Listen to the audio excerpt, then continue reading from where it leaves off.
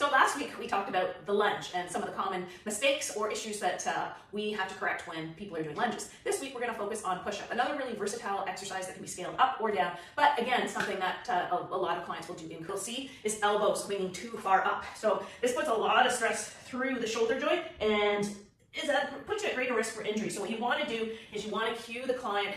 Angle of the elbows should be closer to like about a 45 degree, maybe 60 degree angle. You need to set those shoulders down as well. So a better position, have them play around with thinking about driving their elbows backwards a little bit more rather than to the side. They may find they're initially a little less strong in this position because they're not used to it. So get them to practice that from the knees. Another flaw that we see is completely saggy back. So this can either be lack of awareness of understanding where their body should be in space, or it could be lack of strength. So if it's lack of awareness and they just don't know how to position their body, you might start off by doing a few cat-cows. So you explore the differences between being super arched or super rounded, and then practice finding neutral. If you don't have the luxury of working with a coach, play around in front of the mirror. Again, we want to see the extreme round, the extreme arch, and then find neutral. That neutral position is where you should be for your push-up. So then what you want to do, you've got that neutral position, core tight, walk your hands slightly forward. Maybe if we're doing it from our knees, it would look like this.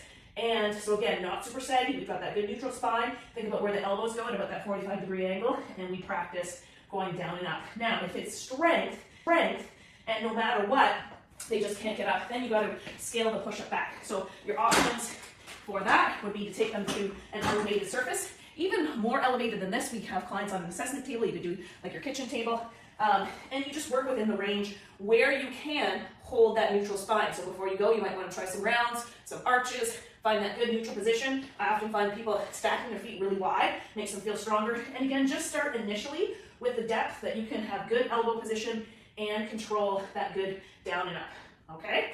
Then, let's say wrist pain. So a little hack that you can do, you can either have clients, you can try working with your wrist vertically on a dumbbell like so. Oftentimes if you take the hand out of that extreme extended position and more into a neutral, a client might feel a lot more comfortable. So you can play around with having them do some push-ups off this type of scenario, off some dumbbells. Clients, if they don't have dumbbells or maybe they've got adjustable dumbbells at home, I've got one client that I'm working with.